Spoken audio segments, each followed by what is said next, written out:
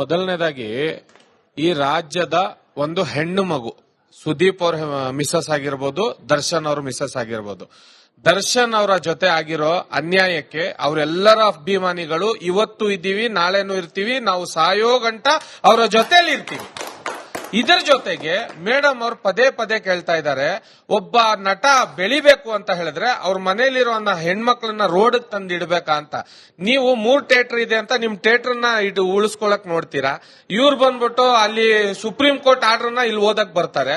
ಅವ್ರು ಹೇಳಿದ್ರು auto drivers ಎಲ್ಲ ಬೆಳೆಸಿದ್ರು ಅಂತ. ಇದು ಒಂದು ಒಳ್ಳೆ ಮಾತು. ನಿಮ್ಮೆಲ್ಲರಿಗಿಂತ ಹಿರಿಯ ನಟನಾದ ಅವರು ಇವತ್ತೊಂದು ಒಳ್ಳೆ ವಿಷಯವನ್ನು ನಮ್ಗೆ ತಿಳಿಸ್ಕೊಟ್ರು. ಯಾಕಂದ್ರೆ ಮೇಡಮ್, ಯಾರಾದ್ರೂ ಬೆಳಿಬೇಕಂದ್ರೆ ಅವ್ರಿಗೆ ಆಟೋ ಡ್ರೈವರ್ಸ್ಗಳೇ, ಒಂದು ಬಡ ಕುಟುಂಬಗಳೇ ಕಾರಣ ಅವರು ಹಿರಿಯ ನಟ ಆಗೋದಿಕ್ಕೆ.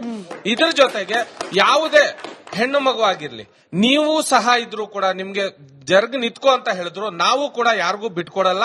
ಇದು ದರ್ಶನ್ ಅವರು ಮೆಜೆಸ್ಟಿಕ್ ಇಂದ ಹಿಡಿದು ಸಂಗೊಳ್ಳಿ ರಾಯಣ್ಣ ಆಗೋವರೆಗೂ ಈ ಕರ್ನಾಟಕದ ಜನ ನಾವು ಸಾಥ್ ಕೊಟ್ಟಿದೀವಿ.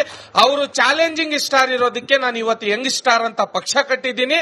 ಅಂತಹ ಚಾಲೆಂಜಿಂಗ್ ಸ್ಟಾರ್ ಜೊತೆ ಅನ್ಯಾಯ ಈ ಮಾಡ್ತಾ ಇದಾರಲ್ಲ ಬೇರೆಯವರು ಕಮೆಂಟ್ಸ್, ಯಾಕೆ ಸುದೀಪ್ ಅವ್ರಿಗೆ ಮಾಡ್ತಾ ಇದ್ದಾರೆ, ದರ್ಶನ್ ಅವ್ರಿಗೆ ಕಮೆಂಟ್ಸ್ ಮಾಡಿದಾರಲ್ಲ, ನಮ್ಮ ಫ್ಯಾನ್ ವಾರ್ಗಳಲ್ಲಿ ಯಾವತ್ತೂ ಕೂಡ ಸುದೀಪ್ ಅವ್ರನ್ನ ಕೀಳ್ಮಟ್ಟಕ್ಕೆ ನಾವು ನೋಡಿಲ್ಲ. ಸುದೀಪ್ ಅವ್ರ ಅಭಿಮಾನಿ ನಮ್ಮ ದರ್ಶನ್ ಫ್ಯಾನ್ಗಳಿಗೂ ಕೀಳ್ಮಟ್ಟದಲ್ಲಿ ನೋಡಿಲ್ಲ. ಅವರಿಬ್ಬರ ಜಗಳ ತಂದ್ ಹಾಕಿ ಈ ಕಮೆಂಟ್ಸ್ ಮಾಡ್ತಾ ಇದಾರಲ್ಲ, ಇವ್ರು ಒಳ್ಳೆ ತಂದೆ ತಾಯಿಗೆ ಹುಟ್ಟಿರುವಂತ ಮಕ್ಕಳಲ್ಲ ಅಂತ ಹೇಳಕ್ ಇಷ್ಟ.